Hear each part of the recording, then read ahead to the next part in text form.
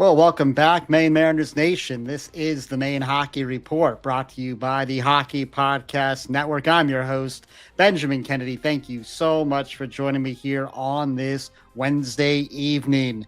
Before we dive in, a big happy birthday to my son, my best little guy, little Brent, not so little anymore, turning 6 yesterday. Happy birthday, little man. I love you so much. Proud of you. Cannot believe how fast time is going here. But looking forward to having him back home here tomorrow and do a little celebration, he and I. So looking forward to that. Hope everybody's having a great week. The Maine Mariners are having a couple of great weekends here. Now 7-game point streak after taking 5 out of 6 points from the Worcester Railers over the weekend, now sitting 16, 10, and 7 in fourth place with 39 points and well positioned, I think, here for a little bit of a run. So before we dive into those box scores from over the weekend, a big congratulations to Brooklyn Kalmakoff coming off the All-Star game. Had, I believe it was 2 points and 3 assists on that game, a big time scoring game there for everybody. A lot of fun. And he also finished number 5 in the fastest skater challenge. So, he represented himself and the Maine Mariners really, really well. So good on Brooklyn. Hopefully he can continue that scoring right back here this weekend.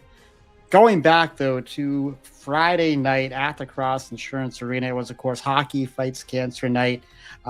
Great celebration there, but Maine losing this one in a shootout, 3-2. It was shots on goal, 39 for Maine. Really just a tough loss for them. 25 shots for Worcester. It's 11-10 in the first period, 9-7 in the second period, both for Maine. 10-5 in the third for Maine, and then, of course, the shootout. The one there for Worcester. Worcester was 0 for 5 on the power play. Maine 0 for 5. Part of the story of this one here. It was Nielsen that got the goal scoring, though, back on Friday night in that first period at the 4:58 mark, assisted by Edward and Perreault. It was Callan, though, Anthony Callan getting the 2 to make it a 2-1 game going into that third period. And then it was Venuto with his 8th on the year, assisted by Kalmakoff and Nielsen to tie it there at the 17:29 mark, kind of reawakening the crowd a little bit. You get into the overtime where Maine does have a power play, not able to get one to go in. Just Lennox with most likely the save of the week. I haven't seen if they've announced that yet, but what a beautiful save by Lennox right at the very end.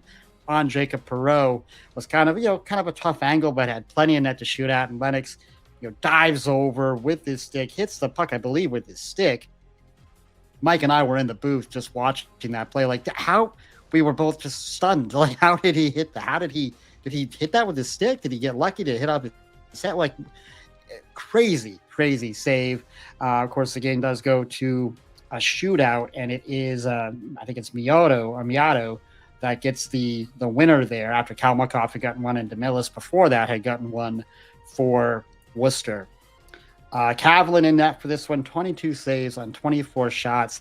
And we all know, going back, looking at this one, Maine had a 5-on-3 opportunity in this game, not able to take advantage of that. And just, kind of in that second period, I believe when that 5-on-3 happened, when Maine was not able to generate, it really kind of swung that momentum back into Worcester's favor. I really think that's where, even though this game went to a shootout, I think that's kind of where they lost this one here.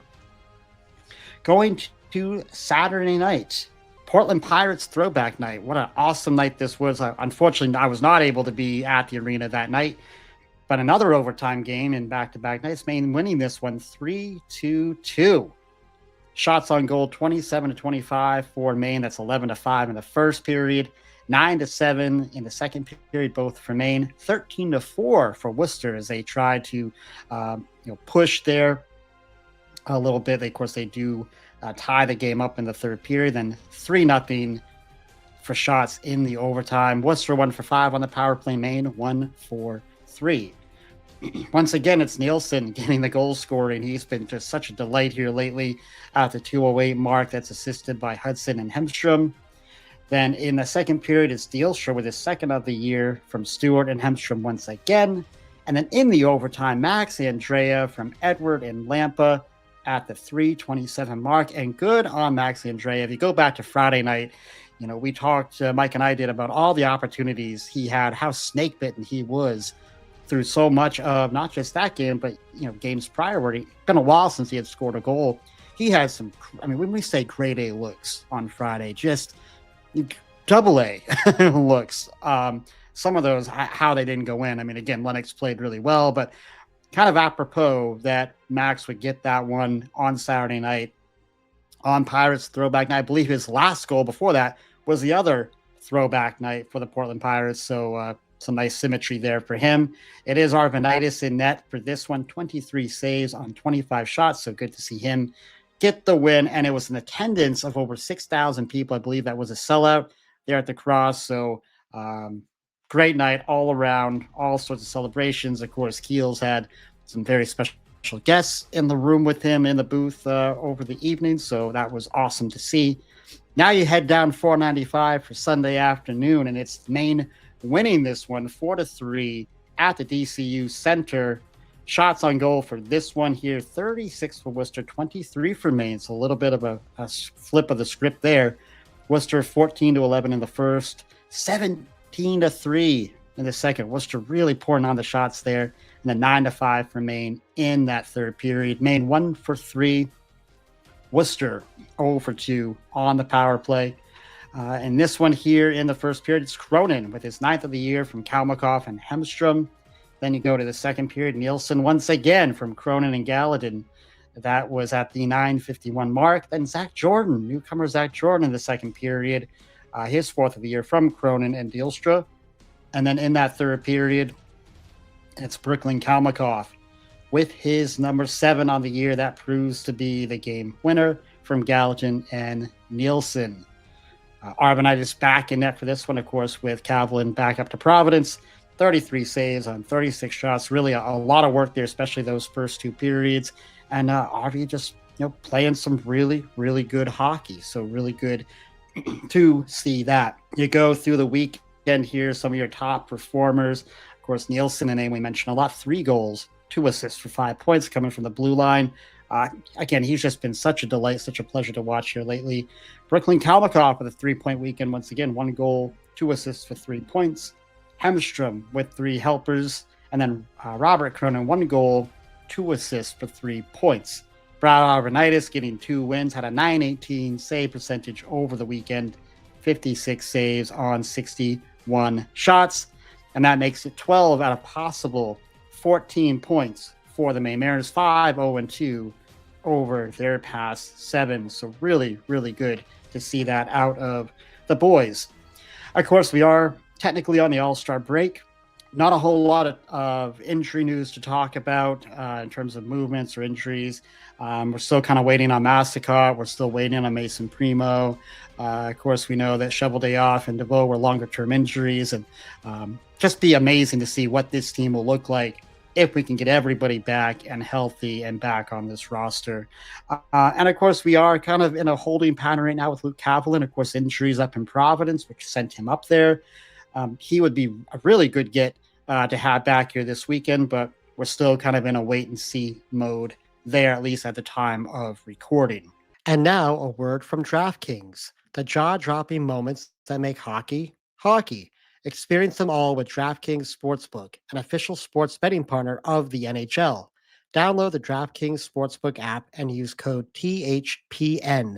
That's code THPN to turn $5 into $200 in bonus bets if your bet wins. In partnership with DraftKings, the crown is yours. Gambling problem? Call 1-800-GAMBLER. In New York, call 877-8-HOPE-NY or text HOPE-NY 467-369. In Connecticut, help is available for problem gambling. Call 888-789-7777 or visit ccpg.org. Please play responsibly. On behalf of Boot Hill Casino and Resort, Kansas, pass-through of per-wager tax may apply in Illinois.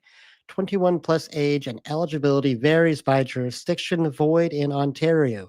Restrictions apply. Bet must win to receive bonus bets, which expire in 7 days. Minimum odds required. For additional terms and responsible gaming resources, see dkng.co/audio. Limited time offer. Copyright NHL 2025. All rights reserved. All right, guys. So, can we carry this streak into the weekend? Of course, we have Trois-Rivieres coming into town for 3 games here on the weekend. A 7:15 puck drop on Friday night. I'll be back in the booth with Mike Keeley for that one. Saturday at 6 p.m. and then the Sunday matinee at 3 p.m. Oh, there might be a little football game going on Sunday at 3. But hopefully you all will still go to the arena and check that game out. Trois right now sitting 15, 15, and 3. They're in 6th place, 33 points. They're sitting 6 points behind your Maine Mariners. Hit a little bit of a struggle here, 3 and 7 over the past 10. So, a team that's looking to kind of right the ship for themselves right now. Looking at some of their other key stats here, goal differential, they're on -4 right now. 85 goals scored, 89 against on the year. When you compare that to Maine right now, we're at 93 goals for, 85 against. We're a +8. Power play, 16.9%. Compare that to 17.9 for Maine. PK, 85%, 83.9 for Maine. So pretty similar numbers there when you look at specialty teams. Goaltending, they have gotten some reinforcements. Their big stud, Hunter Jones, is back from Laval. Sent back down last game out, shut out Adirondack 3-0, looking very good. 9 wins on the year for Hunter, 1.84 goals against average and a .926 save percentage. Ben Gaudreau, kind of goalie number 2, but it's kind of had taken the helm with Hunter up at Laval. He's got 6 wins and a 2.55 goals against, a .908 save percentage.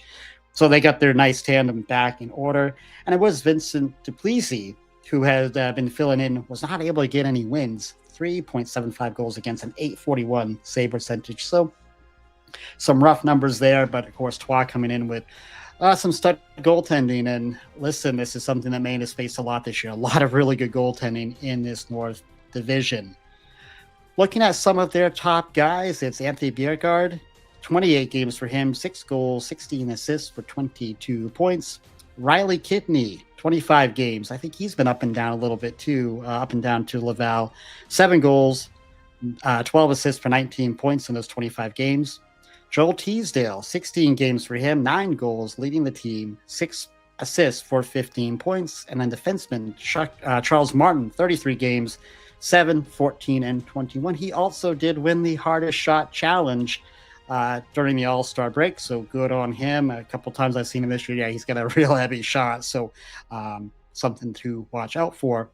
So the team does get Jones back in net, but some bad news for Trois.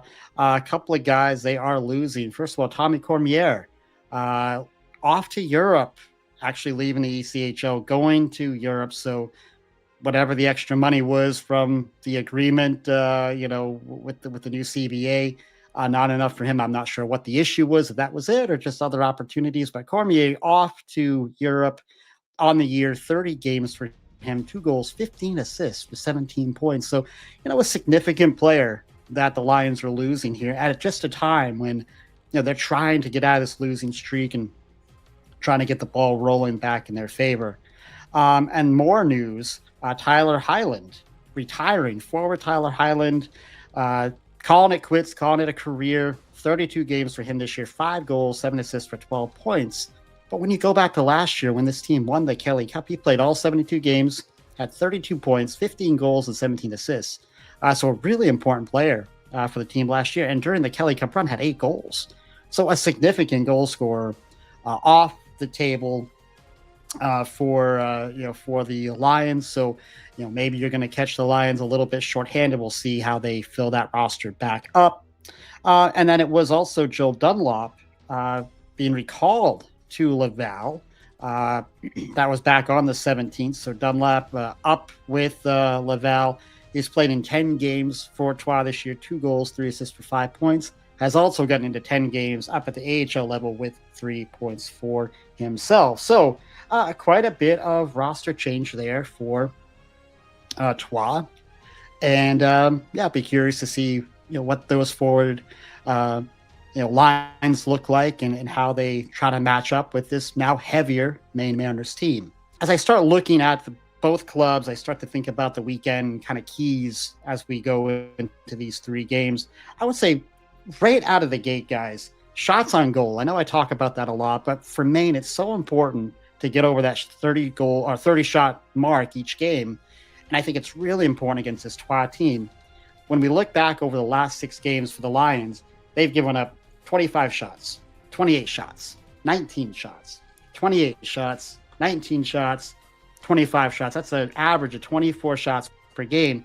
The last time they gave up over 30 shots was back on January 4th at the Cross, when Maine beat them 6-2. So they've done a very good job limiting opportunities for other clubs. I think for Maine, you're going to have a big time shot mentality in this one, especially when you think about the kind of goalkeepers or netminders you're going up against. You got to pepper these guys with shots, keep them active, keep them busy. I think another key for the Mariners in this one is utilize your size. You got a bunch of guys 6'4", 6'3", Nielsen 6'4", Bellamy 6'4", Johansson 6'3". You got some bigger forwards out there now, guys like Jordan and Venuto. And listen, it's not that Trois doesn't have size, but some of their bigger guys, their bigger goal scorers, like Bjerregaard is 5'7". Kidney is 6 feet. Charles Martin 6 feet. So you have a size advantage going into this game. Use it. Be physical. I know we don't have Sean Element anymore, but we've got plenty of other physical guys that can get after it. And you're going to want to see that over these 3 games. I'd say my last key here, guys, from an offensive perspective, just keep the approach simple. Just simplify your game offensively. These are goaltenders that can frustrate the you-know-what out of you if you allow them to. We saw it, again, going back to Friday, despite, again, the great weekend, Maine got a little cute on some of their power plays and trying to make the perfect play instead of the simple play. That kind of cost them on Friday night. You want to simplify this approach over the weekend against these goaltenders. Again, pepper them with shots. Don't try to get too cute, and don't get frustrated. Just stick with it. Stick to your game plan, and hopefully good things will happen. So it should be fun. Should be fun. If you don't have your tickets yet, go out and get those tickets. It's going to be a really cold weekend. So what better place than the Cross Insurance Arena to warm up, get some good hockey. You can go to marinersofmaine.com and go buy those tickets right now if you haven't done so already. All right, well, a couple of notes here on the Boston Bruins. Just a clunker of a game last night down in Dallas, losing that one 6-2. But despite that, they are 8-2 over their past 10, 28-20-2. That's good for 58 points and 5th in the division. So they're hanging around. They're hanging around, guys. Like, anytime we try to kill them off, they continue to come back and stay right in the fold. So be curious to see over the next couple of weeks what it looks like. Of course, you have Thursday. It's Bruce Cassidy and his Vegas Golden Knights coming to town to play there at the Garden, 7 p.m. on Thursday. And then Saturday, it's the Montreal Canadiens playing at 7 o'clock as well. Of course, they'll be playing while the baby Canadiens and baby Bruins play up here in Portland.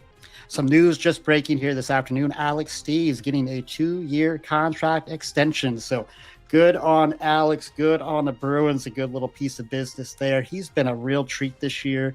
Goal scoring's kind of gone down a little bit, but you can see his offensive potential, and I just really like it. I think it's a good get. Not big money, but you lock him up, and like I said, good little piece of business there, and good on him. He earned it for sure. Of course, it was Rasmus Andersson was the big defenseman that the Bruins were looking at from the Calgary Flames. He, of course, is joining the Vegas Golden Knights. Of course, Vegas always, doing well to get the shiny new toy out there. And, of course, he'll be in Boston wearing that Knights sweater on Thursday. I want to see it happen. I want to see him in Boston. It's a little frustrating. I think he would have fit in so well. As you read through the tea leaves, though, and of course, Friedman was out there with his comments on this, it looked like he was willing to make the trade happen to Boston, but not willing to sign the extension. And it seems like that may have been what knocked this trade off the table for Boston's brass. And I get it.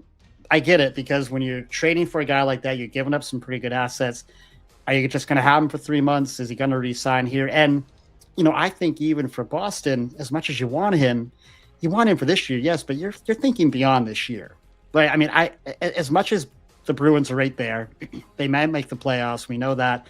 I still don't look at them as a big time cup contender. So I totally understand not wanting to trade assets just for a rental on a year like this. Yeah, let's go get something foundationally, someone that can be here for a few years. If he's not going to sign the extension or it's unsure, yeah, I get it. Pull off. I'd be curious your thoughts. Leave those comments down below. Of course, we're going to get a real good look at him on Thursday night. And where does that leave Boston? In terms of trying to make a trade before the Olympic break, do they highlight other defensemen that might be out there? We will see what they do. And finally, the UMaine Black Bears, of course, haven't played for a couple of weeks. They are number 17 now in the country, 12, 9, and 2. They've got UMass Lowell coming up on their calendar. They're going to be at UMass Friday night at 7:15 and Saturday at 6:05. But some good news for the Black Bears. Justin Poirier being named the 2026 Hobey Baker nominee. So great for Justin, having a great freshman season. He is number 5 in the NCAA in goals at 17 and 28 points. I think he's number 1 for all freshmen in points as well. So great to see that for him. Of course, he is a Carolina Hurricanes draftee. We'll see where he ends up with in that award situation. I don't know if he's a favorite, but just really an honor to be nominated there as well for him. Maine needs a couple wins. They got to go down to Lowell and get a couple here and start building this back a little bit for themselves. But good news there for Justin. Well, that's what we have for you guys today. Going to keep this one short. Did have some technical issues earlier. That's a little frustrating. So I meant to get this out a little bit earlier today, but thanks to my buddy Ed for helping me through that. And I do have a special guest coming up here end of the week. It is your captain, Willem DeVoe, going to be joining the podcast. I think we're going to be recording tomorrow. I'll have it out for you all on Friday. So it should be a nice little warm up before the Friday night game. So can't wait to talk to Willem and check in on just how his year's going. Of course, doing a lot of watching right now and recovering and healing, and can't wait to talk to him about everything going on there for him. So guys, thank you so much for watching and listening today. If you're already subscribing to my channel, thank you so much for the support. And if you're new, I appreciate you checking this out today. Please don't forget to hit the like and subscribe buttons as you head out the door. Until next time, everybody, be kind, show love, and God bless.